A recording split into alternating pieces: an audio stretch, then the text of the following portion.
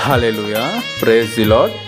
Friends, మన videos అందరు చూస్తున్నారు, but like, share and subscribe మాత్రం ఎవరు చేసుకోవట్లేరు. మరిన్ని లేటెస్ట్ అప్డేట్స్ కోసం మన ఛానల్ని వెంటనే సబ్స్క్రైబ్ చేసుకోండి. ఫ్రెండ్స్, తండ్రిని గౌరవించువాడు తన పాపములకు ప్రాయశ్చిత్తం చేసుకున్నట్లే, తల్లిని సన్మానించువాడు నిధిని చేకూర్చినట్లే, తండ్రిని సన్మానించు పుత్రుని అతని పుత్రులు సంతోషపెట్టుదురు, అతని ప్రార్థన దేవుడు ఆలకించును.